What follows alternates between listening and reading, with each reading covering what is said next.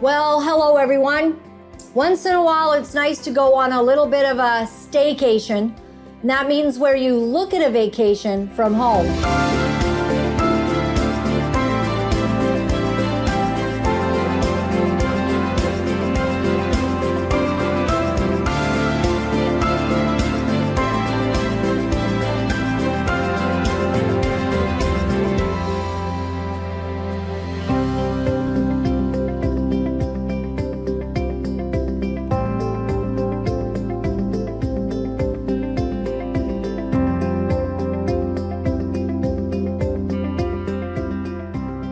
Okay, everyone, welcome to the beginning of the last days. My name is Laura-Lynn Thompson, and once in a while, you just got to have a little bit of fun, so we're going to have fun today. We've got the perfect guy, Mark Savoia. He is super fun, and we're going to talk about Costa Rica and stuff like that. So lots going on, people saying all kinds of stuff. I opened up my dad's Bible today, because my dad left me this treasure, and he was just a precious man who loved the Bible. And he underlined so many things. And there's just one little scripture that he underlined. It's in Ezekiel 13, and it's verse 3. Now, you may have seen that a lot of people are going around and they're saying a lot of things, about what's going on in the world and making predictions and all of this. But so my dad's verse, Ezekiel 13, verse 3, it says, "Thus says the Lord God, woe unto the foolish prophets that follow their own spirit and have seen nothing." In other words, they have absolutely no discernment. They're just doing their own thing, following in their own way. And we got a lot of that going on in this day and age. But we also have some people that are pretty accurate. I love listening to Lance Wall now, and I find him to just be a great source of inspiration and also encouragement, because some things are just crazy right now. So, at the end of the show, I'm going to read you a powerful scripture that God gave JT and I when we decided to sell everything that we had in Canada and move our funds out of Canada. And I've been kind of honest with you about that, because part of the scripture that I'll read to you at the end is to do this in front of them so that you will be assigned. I'm not certain that I totally know everything of how God has been leading us, like why, like what will ultimately come of it all, and what the purpose was that God gave us such a very direct message to sell our property in Canada. It was the home that we had. Well, we had a home that we brought up our kids in, and the real estate market did really well in British Columbia. And then we took that, we downsized because the kids had left, and we went to a condo. And then we got a very specific word after COVID in 2021, where God gave us this very specific word. I'll read it at the end of the show. And it was so specific when I was wondering, do we stay? Do we go? What do we do? It was so specific that I knew we had to go. And we thought that we'd buy land in Mexico. Mexico looked beautiful. I thought, let's invest there. Just, hide, because we didn't want, funds frozen and such and things like that. Well, it ended up that nothing worked out in Mexico. We went there with Toby. JT and I did a trip with Toby Carson, who's our producer. And the one place that we all kind of liked, someone bought it, the people that came in right ahead of us. And this little condo had been on the market for 9 months. And 9 months, no one had made an offer. So we come in, we go, this is the only one we really like. Let's get it. Well, the people right in front of us made an offer. So that was done. What happens next? We head off to Costa Rica. And that's where I discovered the beauty of the beach and all of that. And so it's interesting that there are places that are called the land of Goshen. And the land of Goshen in the Bible, that's not necessarily a place that you grew up in. It's not a place where, that's familiar to you. It's actually a place where you go to be safe. And so a lot of people have been talking about preparing a land of Goshen and where this might be. One of our friends we've had on this show, Pastor Steve Cicolanti, he believes that Thailand is a great land of Goshen, and in fact has bought, hundreds of acres to have a place prepared in case people want to escape. So I don't know. I do not consider myself a prophet. I've had words over me about my discernment, having an ability to hear from God. But I'm careful about all of that. I just say it is important that we do hear what it is we should be doing. And for many of you, you're looking at lots of options. Maybe you don't like the fact that Canada has become so woke and that your children can't seem to go to school without being told all kinds of ideologies and things like that. Well, one place that JT and I just love is Costa Rica. So we want to bring you some information. We've had Mark on before, and it's always a hit show. People ask so many questions. They get in touch with him. They talk to him. And some people even end up purchasing a place in Costa Rica because of connecting with Mark. So he is a Costa Rica-based realtor living Pura Vida. And he has put together a free resource for those who are considering moving down to Costa Rica, and we'll let you know what that is. And it's called the Costa Rica Playbook. Everything you need to know about moving to Costa Rica is contained in this one resource. And plus, Mark himself is a wealth of information. He's a wonderful guy, and I just love him. So, Mark, welcome to the show. Thank you very much for waiting on the outside there. How are you doing today? I'm doing fantastic, Laura. Good. Thank you very much. How's the temperature? How's the temperature in Costa Rica right today? now, it's our rainy season, so it rains in the afternoon, usually here and there. It's about 27, 28 degrees right now. It's nice. It's comfortable. I prefer this, right? Yeah, because even in the rain, right, it's raining, but it's warm, right? So if you have like a beautiful little casita, a little home, and you've got a nice deck or something like that, you can sit out, stare at the rain, look at the ocean, and you're not worse for wear. In fact, it's a welcome thing to have all this rain. You'll see a lot of people walking outside in the rain, not covering. They're walking in the rain to enjoy it because it literally feels like a warm shower, a warm bath. Right. It is absolutely fantastic.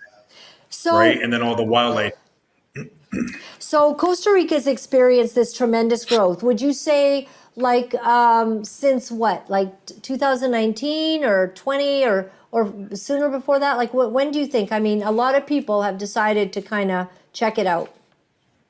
Since 2020 is when people started to move big time to Costa Rica. Like in our area alone where you have your property, the amount of development that's happening in our area, not only do we have it, and I have it in my playbook, we have the airport coming to Cortez. We have another airport in San Isidro that they're expanding on because a gentleman from Saudi Arabia put a big project in the mountains closer to San Isidro, which is an hour east of Uvita, which is one of our bigger cities.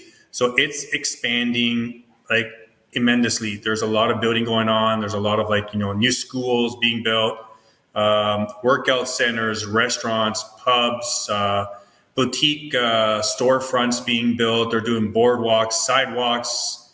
They're putting traffic lights in, which is a big thing here in Uvita because we have lights going in with sidewalks, which everyone's excited about. But there's a lot of building going on, and there's going to be a big hype come this fall due to the elections. A lot of people are just going to be fed up. You come to Costa Rica, and you don't necessarily have to worry about what's happening everywhere else in the world because our president is so for the people in Costa Rica. He's actually calling out all the fraud that's happening around the world. And to make it clear, cash is king in Costa Rica. A lot of people prefer cash than over using a Visa, a debit card. They want to pay with Tinder because Tinder stays real to what it is, not like something that's electronic. But it is spectacular. It is so he's calling out like fraud in the government or corruption. He's not for this. Somewhat like the guy in El Salvador. He's just like the gentleman in El Salvador. El Salvador is trying to get rid of all their crime because they wanted to make it a hot spot like Costa Rica. They see the amount of publicity that Costa Rica is getting, and that's what El Salvador wants to do next. He's calling out, they just had an election in Venezuela, and he said that was all fraudulently put together. He's calling out against the WEF. They necessarily don't really attend to him because he's basically saying no to everything they're doing. No carbon footprint, no 15-minute cities, nothing to do with the jabs. Like he's just calling out everything. He doesn't want anything because the people here, like when they tried to recently, a few months ago, in San Isidro, they tried to pass a law where the owners of the land that's been passed down generation to generation to the Costa Ricans, they wanted that when the parents die and they switch it into the kids' names, that they wanted to pay a tax on it. Now, to us as expats, it's not deemed a lot of money, but for Costa Ricans, it's a lot of money. They went down to the city hall and they protest. It's not a peaceful protest. It's not flags and everything, but basically the government stepped back and said, whoa, whoa, whoa, you guys win. We'll do what you want. We'll leave it the way it is. What's not broken, what's not broken and is working, we'll leave it the way it is and we won't fix it. So they left it. So the people here, when they speak out, the government does listen to them and bends whatever way they need to bend. And the people here just want to be left alone. They just want to live life. Like at the end of the day, we could all live on this earth and we could all live peacefully if we really wanted to. It's that simple. 100%, Mark. And so somebody might be thinking right now, like, wow, that seems really drastic to, up and move my family or my life. Maybe it's a couple getting close to retirement and they're like, wow, would I really, be able to fit in? Because maybe they don't speak Spanish. So what's it like to move to a country where it's largely Spanish, and how many people would they be able to interact with, have friends with, stuff like that? Well, we're a big network of expats in our area, but let alone all throughout Costa Rica. My Spanish, when I get up in the morning, I'm talking to someone, I'm like, hola, ¿cómo estás? ¿Está muy bien? Sí. They start speaking rapido to me, like fast. I'm like, whoa, whoa, whoa. Yeah, I gave you all my Spanish. I'm done. Do you speak English? They're like, sí. Yeah, we speak English. I'm like, perfect, let's speak English. So think about it, 3.5 years, Right. a little over that, and I haven't fully learned Spanish yet. I'm kind of understanding it. Right. I guess being a little older, it's harder to absorb compared to the kids. Sure. But there's tons of groups. I have tons of groups right now that, people want to be bombarded. There's a school. So I'll give you an example for young kids. There's a school called Jungle Academy. It's in Ojochao, which is 15 minutes south of Uvita. And they are now a recognized, credited a school for all the universities and colleges in the US. They are now fully recognized. And this school here isn't your typical school where kids go into a classroom with like 100 kids and they're like, here, throw you your paperwork, look at a chalkboard. They're learning in the natural, in the wild. Like they're going to fields, they're going to beaches, they're going to the aquatic life. And that's how they're learning. And it's actually accredited, which is nice. Right. So, later on in life, we don't know what it's going to hold, what the future is going to hold. But if that child says, I want to go to university and I want to become a veterinarian, I want to become an astronaut, I want to be a doctor, while their schooling is accredited. And every kid that goes to that school right now, and I know quite a few of them, they actually get upset when they don't have school. Right. So how many kids do you know get upset that they can't go to school that day? They actually want to go to school. They don't want to come home because they're having fun playing dodgeball. Learning the basics of life, the necessities, and at the same time, learning their education of what they need to further themselves in the future. But even for expats, for older expats, I recently, a little while ago, went to the San Jose SEMA hospital, right? Because I had to have some treatments done, some checkups, like the heart and everything. And the care I had there, I went right into the emergency room. Within minutes, the doctor greeted me. They hooked me up. They did blood work. I had everything from like an angiogram done. I had everything checked. And there was no wait time. Doctors are all perfect, speak perfect English. And some of the equipment that they use is so advanced, right, that Canada is like 20, 30 years behind compared to what Costa Rica has, right? Wow. So for older people, one of our gentlemen's, Michael actually follows you very well. Michael and Judy. Michael had... Say hello to Michael. I will. I think he had 3 valves that weren't working in his heart. And when he called back to BC, because he wasn't a resident in Costa Rica yet, I'm going to say this on there. He wasn't a resident. He just applied for his residency. It takes maybe 6 months, 10 months, a year, depending. He saw a heart surgeon in San Jose at the Metropolitan, in one of the public hospitals. And they're like, we can't give you a procedure until you become a resident. The doctor wrote him a letter, submitted it to the embassy of Costa Rica, and they granted him his residency within a week after that letter so he can have his surgery done. And his surgery went fantastic. Wow. But Costa Rica, legally, when you come to the country and you have an existing condition or you have something that happens, they can't refuse you and say, go back to your hometown, because they're not going to let you fly and then risk the fact that you might have a traumatic experience on the plane, or, heaven forbid that you die. So they will treat you here. And he goes, the care that he had here in the hospital was just, he goes, exceptional. And the doctors, you can call your doctor at 3 a.m, 4 a.m, 5 a.m, and I know because I've done it, and they answer you within 5 minutes. They don't wait until business time. They actually answer you on the spot because they treat you like a human being. They don't treat you like a number, which, I actually do appreciate. So, being back at home for a little bit and then coming back here because we went to go see family for a little, and coming back, Costa Rica is home. The food in Canada, the food in Europe, or like where we went, doesn't even compare to the food in Costa Rica. And the fruits and vegetables, when I'm tasting pineapple back in like Toronto, I'm tasting mangoes, I'm like, they taste like cardboard. They don't have that flavorfulness in them that we have here. It's right? true. There's something about your fruit and vegetables that is so rich, like an added layer of vegetable goodness. I don't know, and fruit goodness. I don't know if it's because of the ground. Like your ground in some places is very red. It's got a lot of richness to it. It does, but you know what I think it is remember they when they're pulling the fruits off to bring them into like Toronto, the U.S., they pull them off early and they let them ripen in the trucks, right? Because they got to fly them, and then they put a preservative on it to maintain it, because then when it gets to wherever it's going, it's got to sit in a warehouse. Then the stores have to come and bid on it, and then they got to bring it to their warehouse, and then they have to package it and sell it. Right here, you're literally picking it off a tree. You're pulling it out of the ground. Or when you're going to the supermarkets, they're getting it that day fresh from the local farmers. And here it goes 365 days a year. It's always growing. Wow. Right? So we don't have a shortage of it.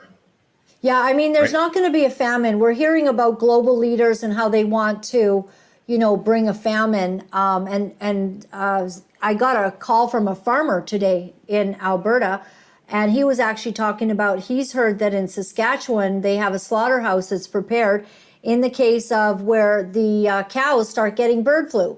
So when the cows start getting bird flu, then we're just going to have to, eliminate all of them. And so you think about all of this nonsense going on, and you wonder, like, if people are going to face famine because you can't get food. But in Costa Rica, like everywhere you go, there's these fruit stands and big stands, and you have the most unique fruits. I mean, fruits I had actually never seen before. I was able to try it out, those little lychee thingamabobbers. Leeches. And Yeah, the lychees. and you peel them, and Yeah. really amazing. So I guess, I don't see a famine actually happening in in Costa Rica. Nah, you don't. Like soon in the next few weeks, we have what's called mangosteen. And if you look up Okay. mangosteen, they only grow here, and they believe they grow. Hey, hon, where do they grow mangosteens? They grow here, and they grow one other place. Fiji. They grow in Fiji. Okay. Yeah. And in Canada, in Toronto, they sell them for like $5 to $10 for every mangosteen. They're tiny. They look like a little plum. You smash it open. It's like a white, fleshy fruit inside. Bless you. And then you just suck on it. But it's got the most antioxidants. The super antioxidant fruit in the world. And here they're like 25, 30 cents each. So like my wife and I will eat like 10, 15 of them a day, just because they're so hard to explain. When you suck on them, they taste like a candy. It's almost like a mixture between like a Skittle and a orange and like a what? A dessert. Like a dessert. So you want to eat it. We have other fruit here that tastes like peanut butter. Then we have the cocoa beans that if you suck on them enough, you can actually taste the chocolate in them. There's such an abundance, Laura. There's no shortage here. And that's why a lot of people are picking Costa Rica. And the beautiful thing is too, when you're in Costa Rica, you can go to like Colombia if you want to go for a few days. Round trip for two people is $400 to fly round trip. Brazil's not that far off. Argentina's not that far off. So you do have a lot of central areas close to Costa Rica that you can travel to have some fun with. Right. And to explore and to really appreciate and see the cultures, right? And Which is so nice. you're in Uvita, and like you've got fancy restaurants there. You've got restaurants that are up on the, crest of a mountain and you're overlooking. You can have this wonderful romantic meals and dinner and spectacular food. It's not, I think that the difference about Costa Rica is that, yes, it's not really a rich country, although I'm hearing you might have gold and some things there that maybe your president might tap into. But it's not a rich country. So what happens is that, a lot of people think, oh, I don't know if I want to go because some of the roads are kind of, messed up and they could be better. But these things are also really, really improving.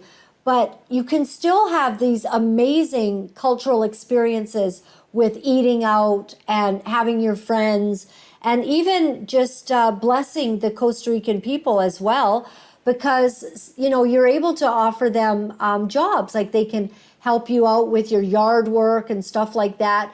And that feeds into the, the monetary position of the people. Well, it depends on where you go. Like when we are here, the Costa Ricans in our area, because we embrace them as individuals. So we help them out a lot, right? We do supply them a lot of work, which is important. And they teach us the culture, and they actually teach us more than we teach them, because they teach us how to relax in life, not have to always be how we're so used and conditioned to always go, go, go. They try to show us to be more tranquilo, more relaxed, how to sit back. How do you enjoy your time? Because the one thing you can never get back is you cannot get back the time that you've lost. Once that time is gone, it's gone for life. So they try to teach you how to embrace and enjoy it. That's Now, beautiful. that's Uvita. When you go into the city, and I'm sure you went into the city, when you have the big skyscrapers and the big plazas and San Jose. like San Jose, we go to Escazú and I'll walk up and start talking to people because, they're dressed in their, Hugo Boss suits and Chanel and Louis Vuitton, red hair, green eyes, blonde hair, blue eyes. And you kind of forget that you're in Costa Rica. It kind of brings you back to home, right? To like the city of Toronto. And then I catch a glimpse and I'm like, oh yeah, that's right. I'm in Costa Rica. I'm not Toronto. Because you do see the difference between the two. But Uvita to me just feels more in touch with the earth, more in touch with the people, the culture. And it's just an easier way of life. Now, granted, that being said, almost 4 years later, I'm still trying to learn how to slow down. When I do slow down, I start to panic, thinking, "Oh no, it's getting slow." Yeah. And then all of a sudden, Remember, your wife's in the right? background, right? We can ask her if you're She really is. slowing down. Oh yeah, Is he slowing yeah. No, down? she would tell you no. Am I slowing down? No, she said no. I'm not slowing down. And there's always something that You're when I'm busy. either working, helping somebody. Yeah, it's not that. I like to Yeah. do some yard work. I like to garden, right? And then Yeah. that's why we made the book, is because a lot of people are getting conflicting information. Right. Let's Now, talk a everything little in the bit about book, that. Yeah. yeah, I got it on my everything in the share book is down. free. Yeah.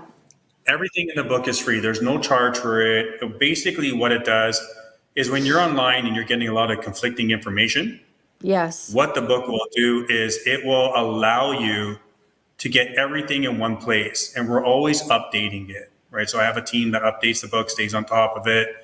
Because you put your email in, and then if you want, what it does too is if you allow them, what they will do is they will send you up-to-date information, what's more relevant, because things are always changing when it comes to immigration. Because, with Costa Rica and Canada not having a treaty, having to authenticate your documents is not necessary anymore. So what they've done is you just have to notarize, but there's still procedures and steps, because they're always altering and they're always changing with everything that's happening in the world. Because everywhere in the world right now, everything is changing, and it changes day by day, week by week, month by month, right? So we're always trying to stay up to date with the information and everything that's going on. And it'll always give you updates on that too, and And glimpses of what's to come. people can decide whether to go there part-time, to become a citizen. I guess there's lots of ways to do it. What are some of the different, There is. Like positions? if somebody wanted just to invest to bring their money over and have an investment, compared to what Canada is, if you have an Airbnb, there's so many stipulations and rules and so many, when your taxes coming out, it's hard for you to make money on your return on investment. Well, in Costa Rica, not only will you make, a great ROI depending on the property that you purchase here, right? Because if you purchase the right property, you'll be like a revolving door. It'll constantly be booked up. And it's not so much like right now we have a lot of Europeans that are here in low season. The Europeans come. So we always have a high season, regardless of the time of the year. The only time it's really slow would be middle of September to the beginning of November because it's our rainy season. But a lot of people prefer that too. But it's not as busy. Come November, it gets really busy. So depending on the property you purchase will return on investment that you make, not just off the rental, but also when it comes for a resale, right? I'll give you an example, like your house, your lot. The houses in there, nobody ever thought 3 years ago that the homes in there would jump from $500,000. There's houses on your street now that are going for $4 million, $5 million. Yeah, and we don't have a house Right. on our property, so we're kind of sad. We just go and we just look at the property. You will soon. Yeah. Right, but But then what there's you're another saying is, development. yeah, it's given people opportunity to build, and it's really a growing environment. While Canada's kind of stagnant, and the U.S. if you're watching those sales, but things have really prospered in Costa Rica. And the nice thing about it too, Laura, and here's a big factor, is, I feel bad, born and raised in Canada, right?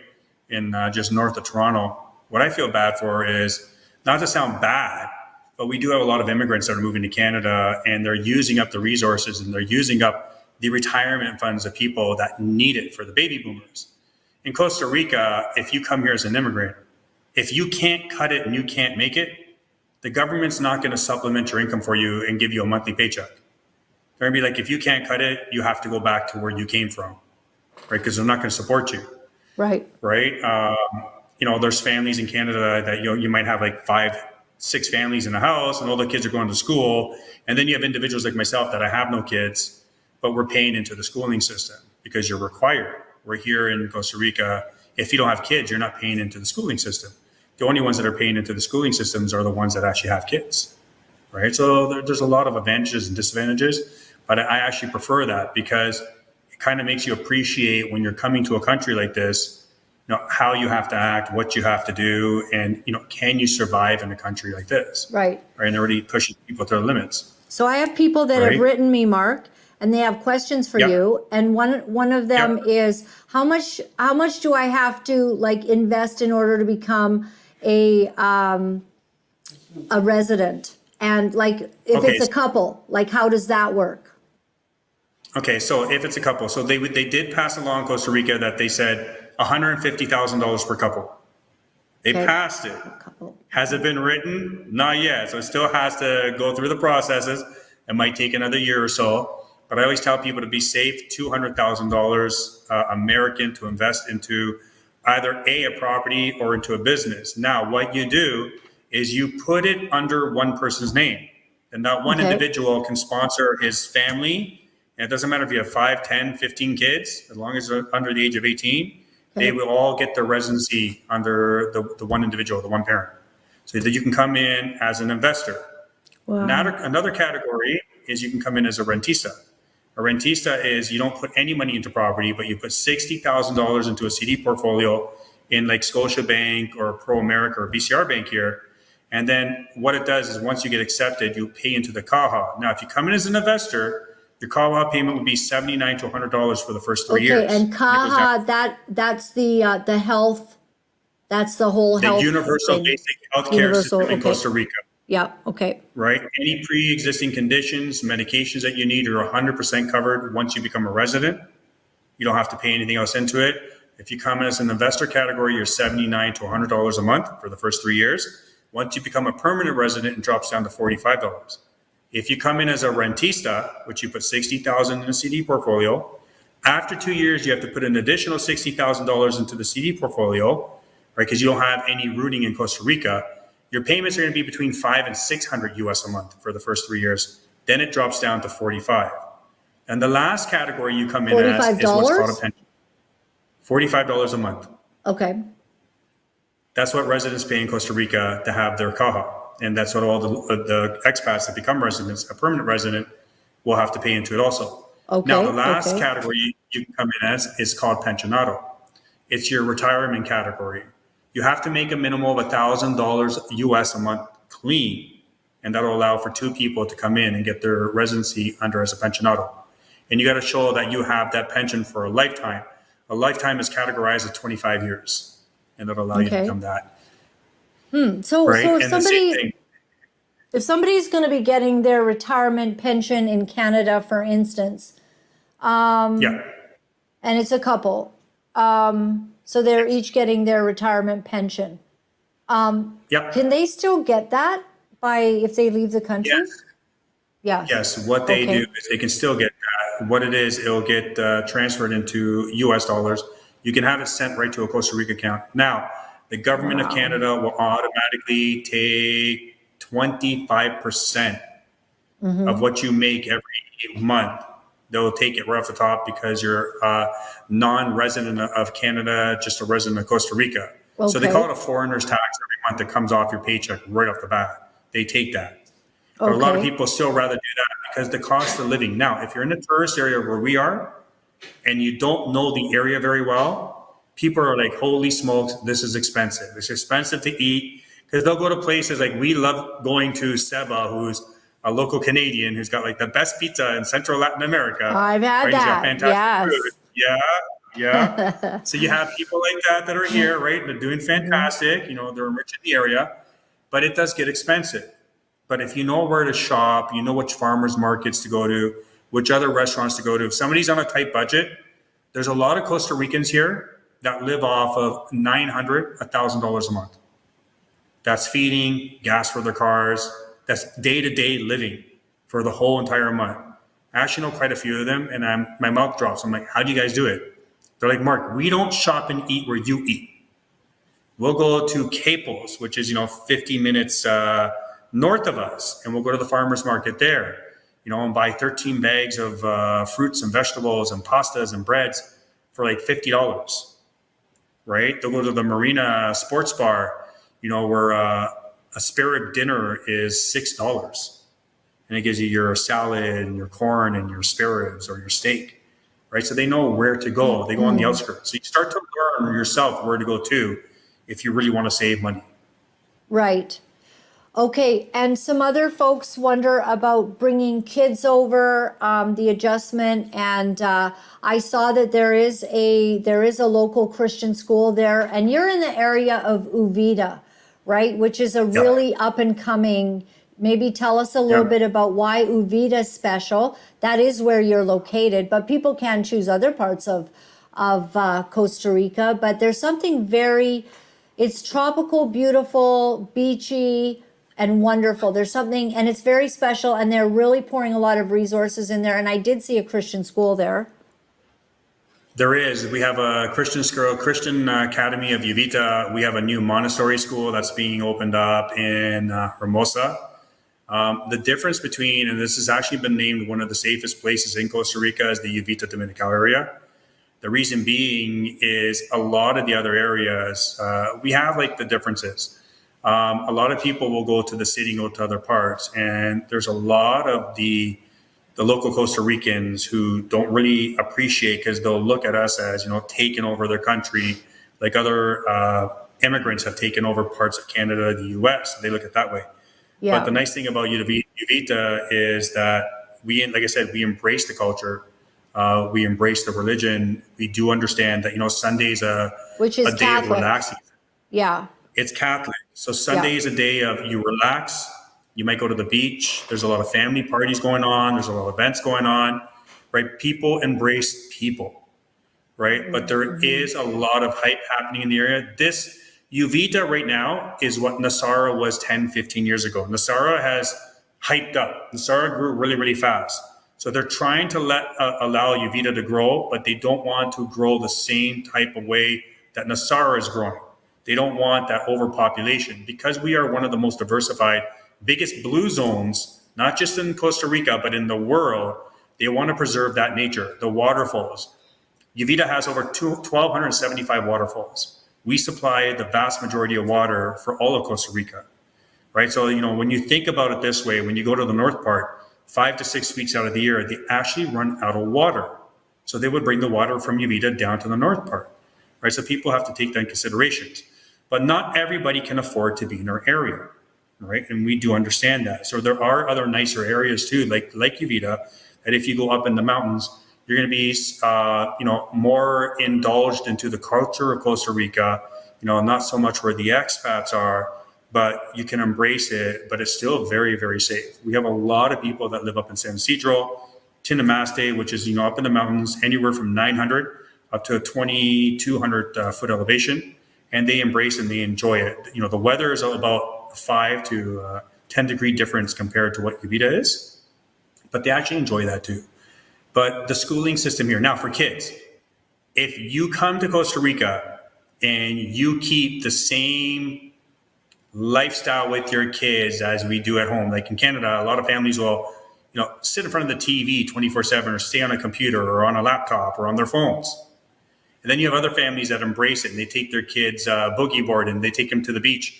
They take them to the waterfalls. They take them on nature hikes. They take them to the monkey reserve. They take them to the reptile reserve, or they're out go-karting, or they're bicycling, they're skateboarding. So they're indulging them into the activities in the area. They're showing them nature. They're bringing them back to what kids should be, not throw a computer in front of them or a laptop. Say, here, playing your thing, and that's it. So if you embrace and you participate in what Costa Rica has to offer, it'll be an easy transition when it comes for your kids. But if you keep the same life culture and what we're used to back in Canada or the US, it's going to be a hard transition for parents with their kids. Like we have a lot of bonfires on the beach at night, and you'll have the teenagers from 13 years up to 20 on the beaches having bonfires and music's playing, their guitar, their footballs, their frisbees. And then you have other ones that are on ATVs or dirt bikes, and they're up whipping through the mountains and they're having fun, right? Or you just have pool parties, and you can hear the pool parties and people are blasting their music. Like the couple behind me, they have their family over every Friday, Saturday, Sunday, and they're playing Boy George, Cyndi Lauper, Phil Collins. I'm hearing all the oldies. Like to me, it's oldies. Okay, so I'm hearing all the stuff from the 80s. I'm hearing the Doors, Van Halen. I'm hearing all that music, or Frank Sinatra, and I'll sit outside when I'm working, and I'll sit there and I'll listen to them, and they're playing in the pool, they're splashing, they're having fun, right? So it's the weekend, and the weekend starts from Thursday night to Sunday night. That's the weekend. Well, I gotta tell you what was the coolest when I was just at Toby's place, right? I'm sitting out on the deck and just enjoying it's getting kind of cool at night and everything.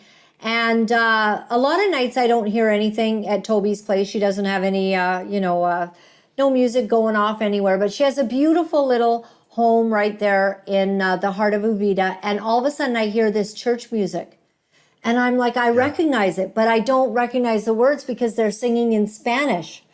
So what it is this church was having their Friday night service or something, and it was absolutely glorious. And I sat out there and I had my coffee and I was by the pool, and the monkeys, run around all around. It's so cool to have these experiences that you don't have, here in Canada with monkeys and the toucans and stuff in the trees. And then plus there was this glorious, incredible church music, these songs that I recognize in English, but they're singing it in Spanish. And it was really wonderful. And I know that their deep faith and their deep belief keeps them they're a very stable place because of their faith in the Lord.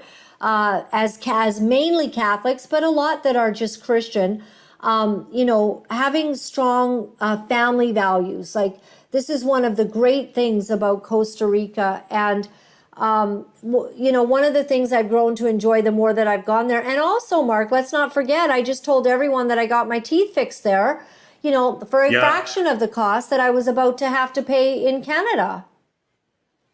You know what's funny, Laura? I actually did on my Instagram, I put up a video on, it's a laser spa clinic, but they also treat cancer and all that. It's called Taboosh.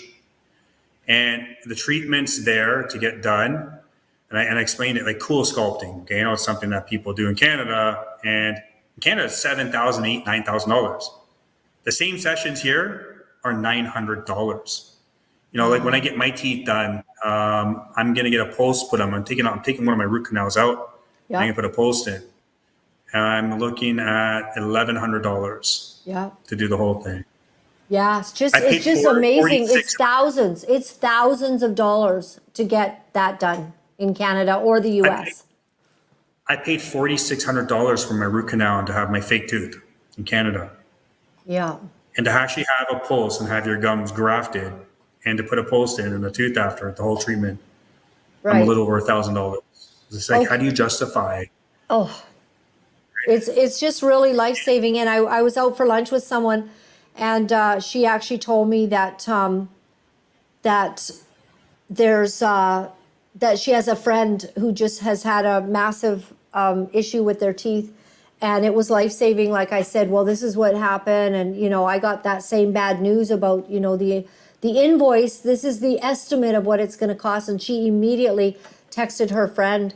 And so, I mean, think about it, everyone. You can go and have a vacation, meet Mark personally. You can go say hi For to real. Toby, and if I'm there, you can say hi to me. I don't know when I'll be back, but you can do all of that, plus get your teeth done for a fraction of what you would pay to get your teeth fixed here in Canada. I think it's appalling, and it's not. I mean, it speaks to greed in our society and in our whole culture. There's an element of greed that I think is showing up in a lot of ways. And greed is a dangerous thing, and greed can grip any society. But I just think that the kindness that I see, for instance, I saw, young people like riding a motorbike, like a young guy, let's say 19 or 20, is riding a motorbike, and you have to get past each other on a road. Several times that happened. And I noticed that they were willing to make eye contact, smile, and, do a little hand gesture about you can go, Yeah. and just a nice smile. Another time I got lost. I totally left the highway because I wasn't sure if I was going the right way, and I went into I had to take a toll, Mark. I stupidly got off at a toll and I couldn't get back. I had to take the toll Yeah. through, and then I had to take the toll back, which is like Yeah. I've $2 done to it a million everyone. It's times. nothing.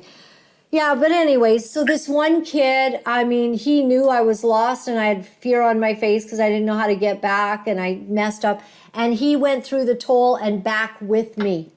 And so, I Yeah. gave him $5 at the end. It was so sweet. He didn't know I was going to do that, but I just thanked him. Like, it was so, he's like, okay, just follow me. And so he's on his bike, and I'm, he got me all turned around to the right way. The kindness in young people's hearts and lives is very, very different than our superficial sort of me culture that I see here in Canada. You know what, Toby? You know what, Laura? It's actually true because, like, when people come down, they see me here and we drive around. I'm always honking my horn. I'm always waving hi, and they're like, "Do you know those people? Do you know a lot of people?" I'm like, "Nope." They're like, "Then why are you honking and waving at them?" I'm like, "Why not?" They wave back at me, like, "Why not?" And And then when everybody we went knows back to you. They home, know your vehicle too, right? no, exactly. But when we went Yeah. back home, I'm Hmm. waving and honking, and my wife's looking at me. She's like, "What are you doing?" I'm like, "Oh, that's right. We're not in Costa Rica." Because they're looking at me weird. Like, you're walking around the plaza, like the little stores, and like, "Hey, how's it going?" And they're looking at you. They're like, "What do you want?" I'm like, "Okay, put my head down. I got to be quiet." Right? Because Right. it's so natural. It's like, Totally how different could you not? culture. And I want to It point is. everyone, before I let you go, I want to point everyone to your Facebook page. Do you have a couple of different pages? Like, you have the Mark Savoia page. If you go to my Savoia.mark on my Instagram, I have a Yeah. lot of interviews now. I'm starting to do interviews with the local businesses. Okay. I'm talking, and what it is when we're doing the interviews with them, we're asking them what inspired them, and you'll see all of them say they're doing it for their families, they're doing it for their kids, they're doing it for their wives, they're doing it to Yeah. help out the society, the culture, they're helping out the people that are less fortunate in this area. So a lot of Costa Ricans are very much like, they're not just friendly, they will bend over backwards to do whatever it is they can help you. And then when a lot of Canadians and Americans come down, the first mentality is we're so used to having everything done ASAP, is when you yell at a Costa Rican, they don't yell back. They stop, they look at you like a deer in headlights, and they wait for you to finish, or they just say, "You know what? I'm not going to tolerate you. I'm sorry. You can go somewhere else." And they tell you that. That's it. They don't want to sit there and argue with you. They back off, Right. which is actually nice. And it actually makes you understand and say, "Okay, you know what? I'm going to learn to calm down more and just learn to just go with the flow." And so on Instagram, we have a lot of live videos, a lot of live interviews. Good for you. Good for you. Yeah, and you show some different house objects, even this $8 million US Yes, pre-construction. That's the one I want, Mark. Save that. you and me both. Look at You and me that. both. That's going to be nice. Look at this. That's going to be Now, you know something what's else. funny? The houses in that area, Laura, they Yeah. rent out 90 to 95% a year, 95% of the year, and there's Yeah. numbers to back it up. A house like that will rent out for 65,000 US a week. Oh, man. And a lot of the times, it's a lot of the Costa Ricans from San Jose that will actually rent those houses. You'll get like Right. 5 couples and they'll rent. Right. And I it's an don't easy think we vacation. touched on Airbnb. I mean, for probably not the $85 million crew, but maybe they can afford, Yeah. a $300,000, $400,000 home. Yeah. You're fully allowed to Airbnb in Costa Rica. And I mean, that's something that's being shut down here a lot in the US and Canada. They're starting to, Yeah. have a problem with it. There's here it's there's no holds bar, booking.coms, Airbnb. I VRBO. always say I'll tell people VRBO, but I tell a lot of people when using a property manager, try to use somebody who speaks multiple languages and is from Costa Rica. Try to use a Costa Rican that's very diversified, but that has grown up more educated in the manner of they do have a lot of connections in San Jose with the more well-to-do Costa Ricans.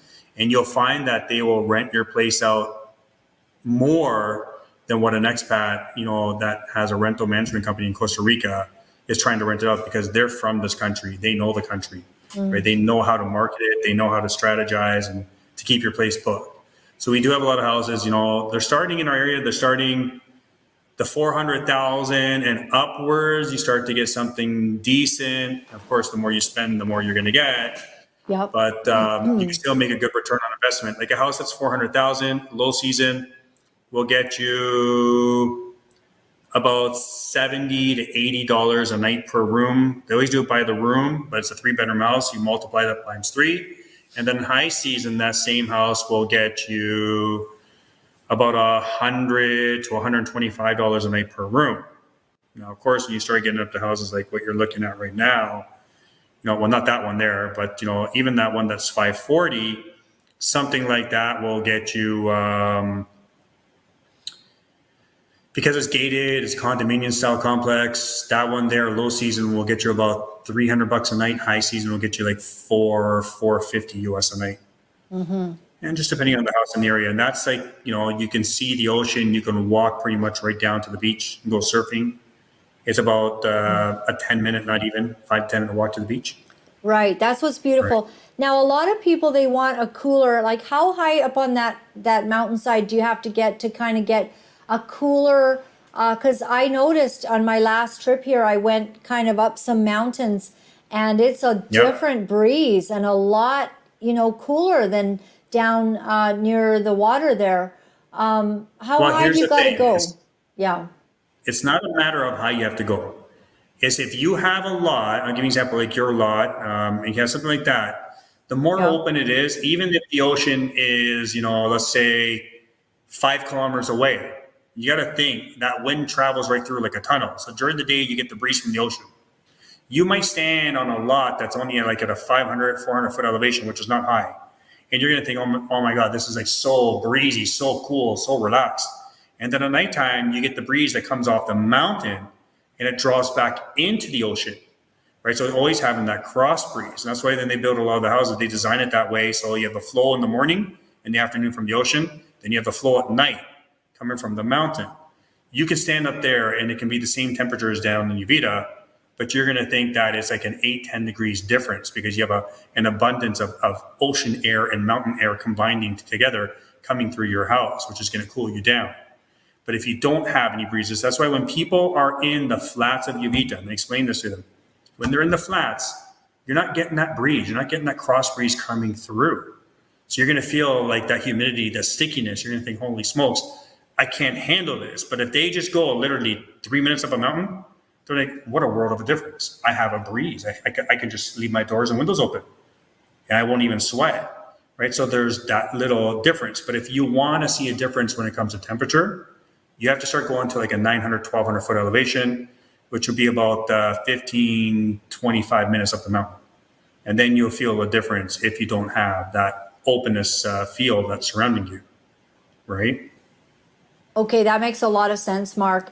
And on your website, which is Costa Rica Playbook.com, everybody. And I think we've Yep. had that up on the thing. You've got frequently asked questions. So some people that are watching right now might have all kinds of questions about the taxes.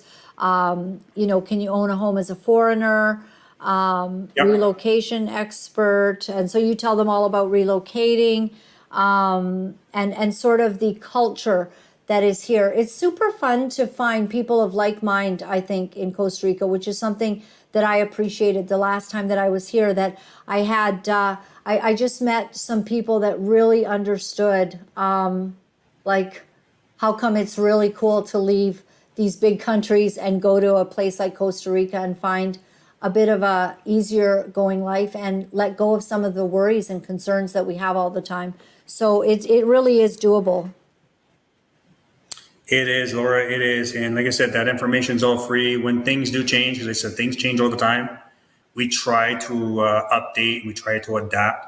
So if you do, if people out there do put their email address in and they accept it, we will always keep you up to date with the latest and the newest things happening.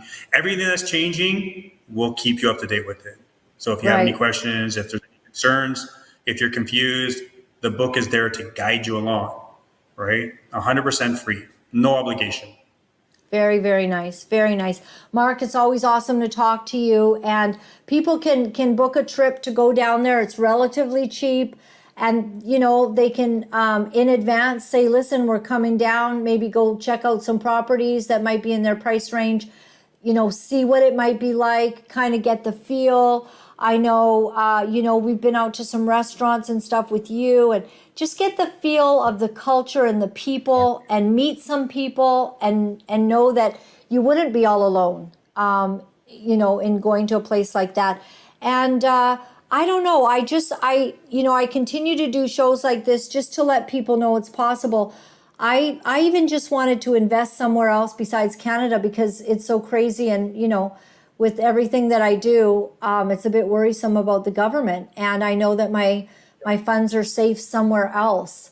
It's made a really big difference. And I know other people that have headed down to Costa Rica as well. So I hope that people do really think about what it is that they're actually feeling. Like, what is their gut telling them? Because people call me every day with their concerns about what's happening in Canada and how scary it is.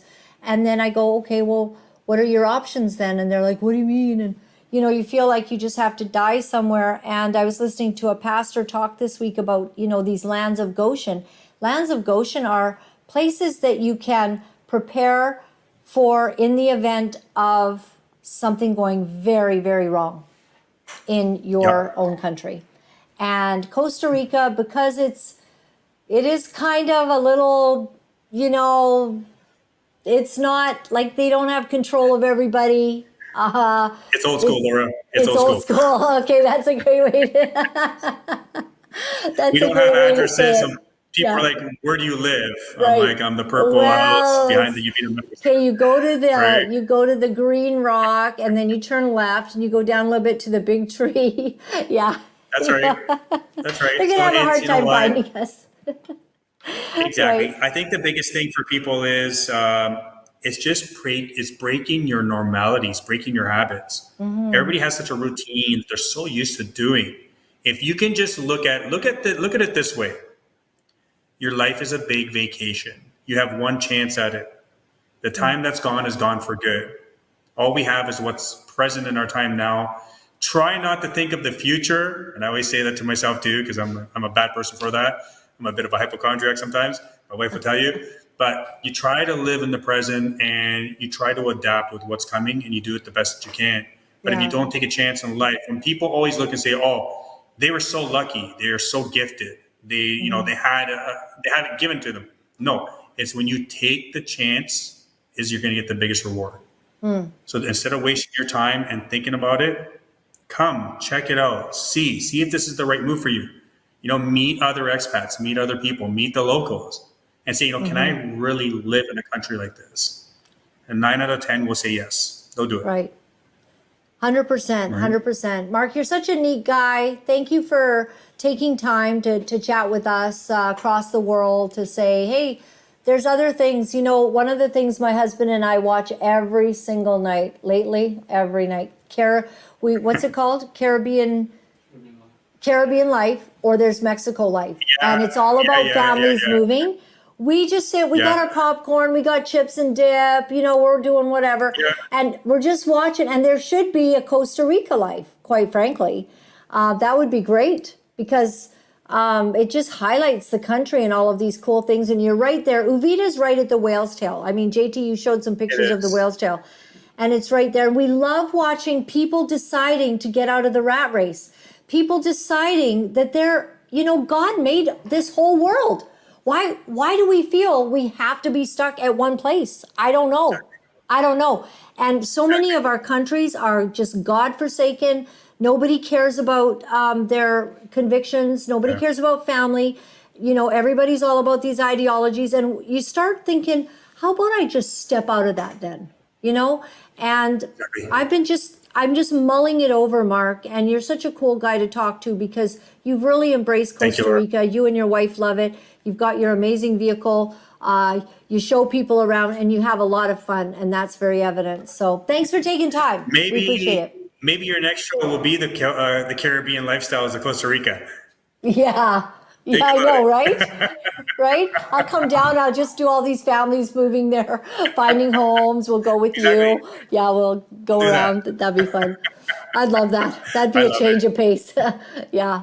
All right. God bless you, Mark. Take care. God bless you too. All right. Bye-bye. Bye-bye. Okay, super fun. What a great guy. So don't forget, that is Costa Rica Playbook.com. Check it all out. And it was really interesting because, when we just, like when everything was going wrong, remember back in 2021, all those kinds of times, remember that we didn't know which way was up. I mean, are they making camps for us because we're unvaccinated? It was a crazy time. So I was in a lot of angst, about what do we do? Do we stay? Do we go? JT, I was just thinking too, I wanted to, before I just get into closing here with the scripture that God gave us that made us move, that made us, we didn't move, we moved our house into a rental. But we got our funds out of Canada. And when God made that very clear, I'm going to read that to you, what happened to us. But I have a couple things here I wanted to show you. Do you see this on the share, JT? Oh, okay, beautiful. So I think that this is a video, if I can make that work. Well, maybe I'm not certain if it is. Hang on. Let me just... So I want to show you. So there's a guy in Costa Rica, and he does have this, he's got a house that he's building, and this is the view. So I met him, and he said, does anybody want to change your life? I'm building a house up at the waterfall. I'm like, you're building a house at the waterfall? And I said, I really want to go and see that. So I put it up here today so that you can see this amazing... This would be like morning coffee. Come out of your house and have a look at it. Now, okay, bad news. It's $1.3 million US, but it's just kind of cool, isn't it? That would, if you want to like take your life savings and get something, do something different, and some of y'all just can do stuff like this. So when it's built, so it's in the process of being built, but it's going to look like this. This is the renderings of the home. So you have your own pool there. It's going to be just brand new. Here, I got some more. So this will be sort of the front, just sitting there. Basically, from here, you'll be staring at the waterfall. So you'll have your little pool area. And this is exactly what it's going to look like with the wood, brand new, completely gorgeous homes. So I I said to him, let me show people the vision. And so he sent me the renderings, and basically this is where it's at. See if I can make this bigger right in here. But I love the wood, all on the outside here. And just what he's got planned there. Very, very cool. Any more? Little garage in the back, I think. And the bedrooms just look really cool as well. Oh, here's the living room. So, here's a bedroom first.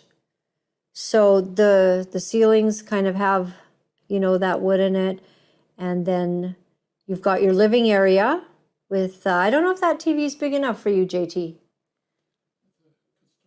It's a good starter TV, he says. And does this have anything different? Okay. Yeah, okay. So, and then they're going to have a little bathtub. There, another bedroom. I think it's 3-bedroom. And yeah, so anyways, some of you out there, you might be like, you're ready to go write your book and you need something to look at daily. Take a look at that. There you go. All right. Super fun. Super-duper fun. My website is Laura-Lynn.tv, and we just had a Take a Breath show, and I hope you've enjoyed it because I kind of needed to take a breath. And whenever I feel like I gotta escape, I just think about Costa Rica and how much that we loved it there and how God kind of showed me that country. I love the religion there. I love the people. I love the worship. It was really, really neat to attend. I've attended church there at this beautiful church, and it's in English. A little bit of Spanish, but it's in English. And then they have these other, Spanish churches. And just to hear that music coming out of there and to see what God is doing there was really spectacular. And it made me feel that there needs to be more happening there. And, my heart's kind of moved for that area. So in any case, if you want to support what we do here, bringing a little bit of insight, perspective, our website's lauralynn.tv, and if you want to become a monthly supporter for $20 or more, man, would I ever love that. Because I'm going to be here for a long time. So I'm not going anywhere. Like JT and I, we have a commitment to doing this work for a very, very long time.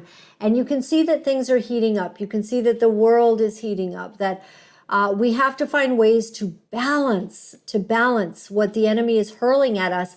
And I don't think that God wants us to be all full of anxiety and stress every single day. I don't think he does at all.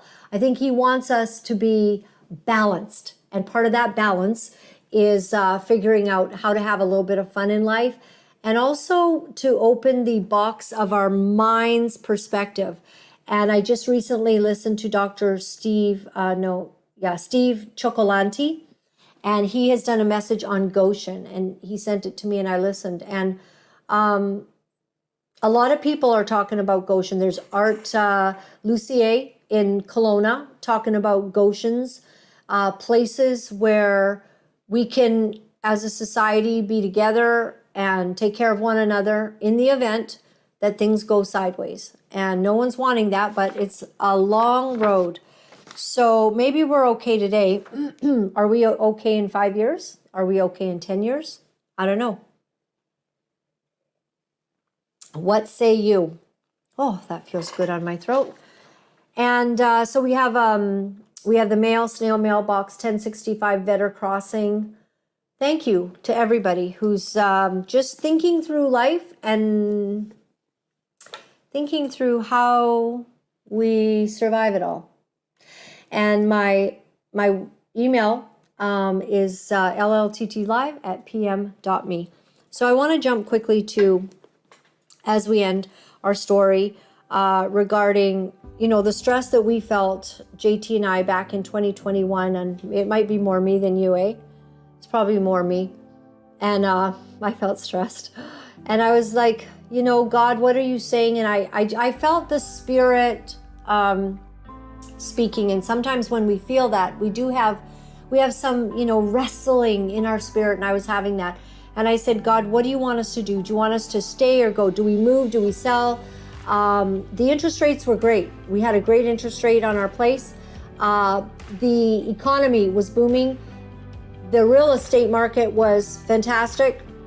And all I could think of was, what are you saying, Lord? Or, what do you want us to do? And I was in turmoil because I felt that God was speaking some things to me. And I was a bit afraid of all of that because I didn't really want to go. So I said, God, I need a word. So I was pacing back and forth in my living room, walking here, walking there. And I sat down on my white couch and I plopped open my Bible onto my lap. And this was my older Bible that I have that's all marked up, not this one, because this one I'm making for my daughter so that when I pass away, maybe she'll read what I read to y'all.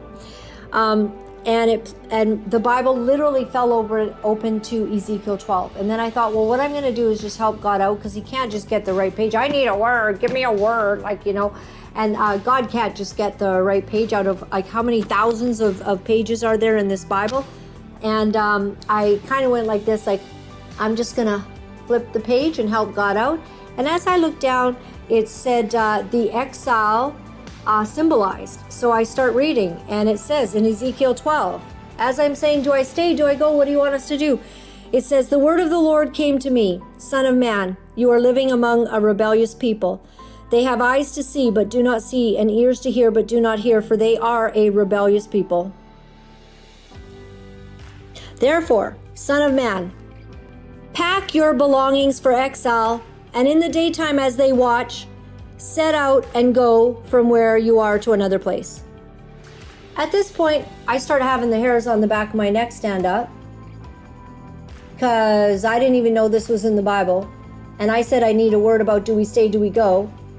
And this is what it says. Perhaps they will understand.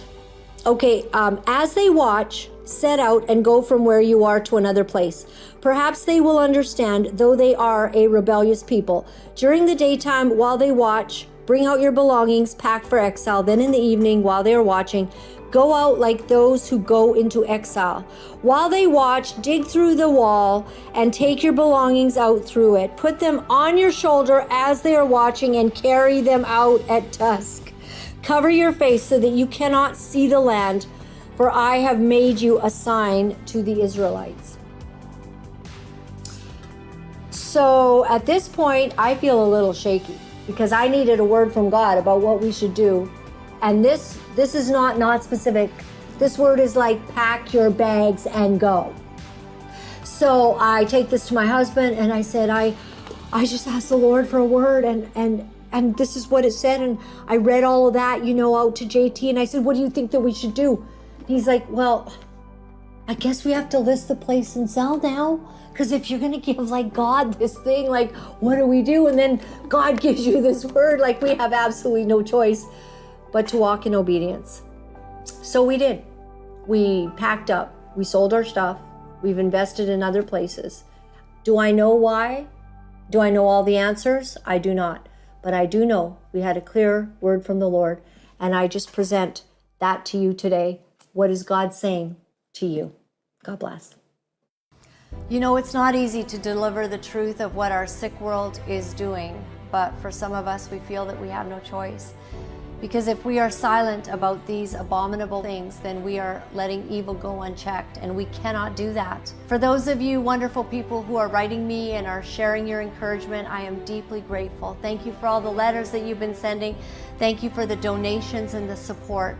I found out that in order to speak the truth, you have to become very, very strong. If you would go to my website at www.laura-lynn.tv, you'll find all of the ways that you can contact me. Remember, my friends, all is well. All is well. Thanks for joining me.